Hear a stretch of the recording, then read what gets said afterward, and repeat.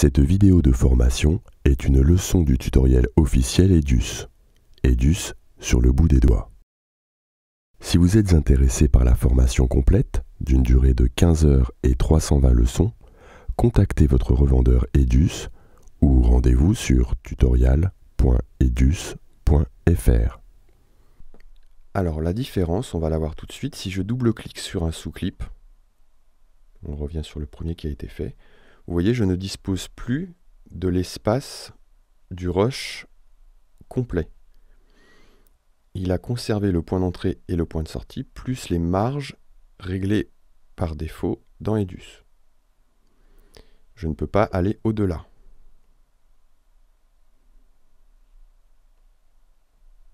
Voilà, ça c'est une question de choix de montage. Il faut savoir que même lorsqu'un sous-clip est inséré sur la timeline, vous ne pouvez pas étendre au-delà du point d'entrée, du point de sortie, plus les marges réglées dans Edus.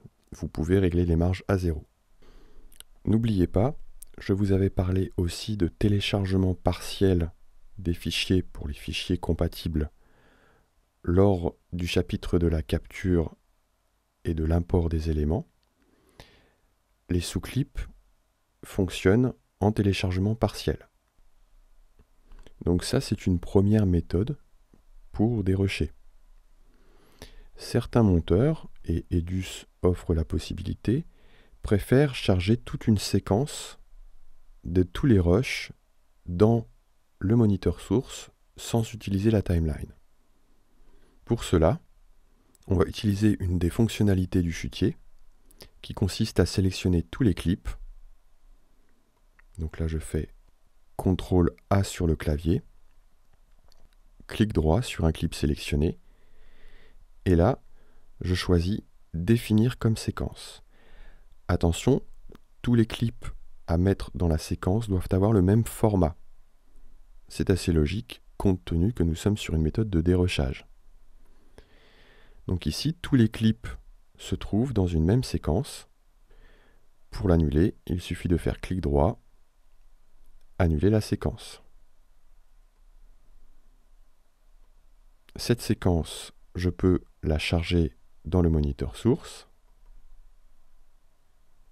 Voilà, on voit que les clips sont marqués par des petits marqueurs. Chaque petit triangle rouge indique que c'est un clip différent, qu'il y a eu un cut à la caméra, enfin voilà, que c'est un clip différent dans le chutier d'Edus. Et de la même façon, nous allons pouvoir ajouter des points d'entrée et des points de sortie, et créer et les ajouter au chutier. La fonction ajouter un sous-clip n'est plus disponible. Voilà, nous pouvons faire cela.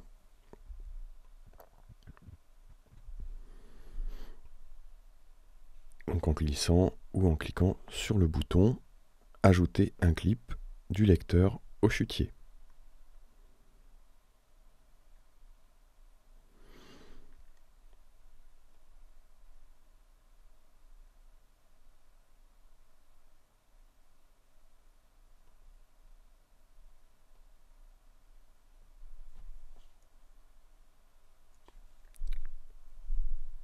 Donc on va garder ces éléments-là. Après, on peut très bien aussi, une fois que les clips ont été découpés entre guillemets et rapatriés dans le chutier, vous pouvez aussi revenir sur votre première séquence et annuler celle-ci. Autre chose par rapport au chutier. Je vous ai parlé de traitement en série, notamment lorsque vous êtes dans le mode détail ou icône, où vous pouvez changer les couleurs, l'état, l'entrelacement et différents éléments sur plusieurs clips sélectionnés. Cette fois-ci, dans n'importe quel mode, vous pouvez sélectionner plusieurs clips pour les convertir. Cela peut être intéressant parfois sur des formats de fichiers très compressés. Vous avez la possibilité, en faisant un clic droit, de choisir Convertir Vous pouvez convertir par fichier ou par lot, toute la sélection. Ici, vous accéderez aux différents codecs Grace Valley. Vous pouvez aussi utiliser du DVC Pro HD ou un format vidéo non compressé, ce qui prend beaucoup de place sur les disques durs et qui est très lourd à traiter. J'en profite ici pour vous donner, on avait déjà vu la différence entre le HQ et le HQX. Chacun dispose de différentes possibilités de taux de compression et de qualité.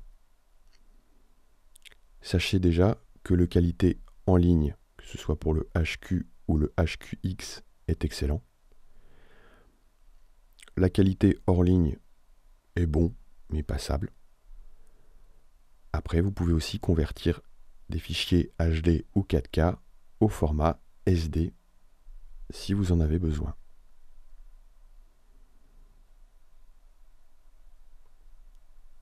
Vous avez peut-être aussi aperçu, ça c'est prévu dans la suite du tutoriel, que l'on peut aussi convertir des alpha mat. Alors je vous ai déjà parlé des alphas, c'est l'information de transparence dans une image.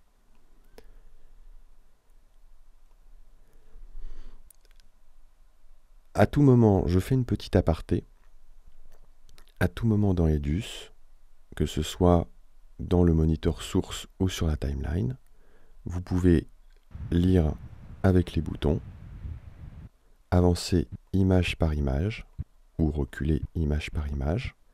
Donc cette fonction image par image, ce sont les flèches gauche et droite du clavier. Vous pouvez aussi utiliser la molette de la souris, image par image. Pour la lecture, vous avez la barre d'espace du clavier, la touche L, et si vous touchez une deuxième fois la touche L, la vitesse de lecture sera doublée, puis une troisième fois triplée, et ainsi de suite. Donc nous passons sur les fonctionnalités des boutons avance rapide ou recul rapide. Le recul étant le J. Donc là j'appuie sur la touche espace ou K du clavier pour arrêter la lecture. Si j'appuie sur J, nous avons une lecture en arrière.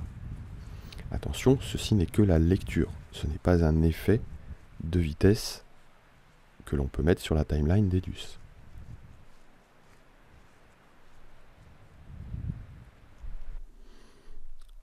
Lorsque vous cliquez dans le moniteur, avec le clic droit de la souris, et en tournant, vous avez un effet de molette. Donc dans le sens inverse des aiguilles d'une montre, on va reculer. Dans le sens des aiguilles d'une montre, on va avancer. Plus on tourne vite, plus la vitesse d'avance ou de recul sera rapide. Ce sont des fonctions que vous pouvez utiliser à tout moment dans le logiciel. Concernant le dérochage, il existe une autre méthode qui va consister à récupérer tous les plans et à les mettre sur la timeline afin de les visualiser et les recouper directement dessus. Donc après, ces plans pourront être remontés dans un ou plusieurs chutiers, où on peut exécuter le montage directement. Ça, c'est justement la méthode dont je vous parlais au début, qui permet d'un côté un dérochage et ou un montage rapide. Pour certains cas, c'est assez efficace. Une autre fonction dans le chutier, lorsque vous sélectionnez plusieurs plans et que vous les insérez dans le chutier, donc le premier plan, celui qui sera en haut, ou à gauche, en haut à gauche pour les autres modes d'affichage, sera le premier plan de la timeline. Et ensuite, ça se fera dans le sens de lecture. Donc de gauche à droite et de haut en bas.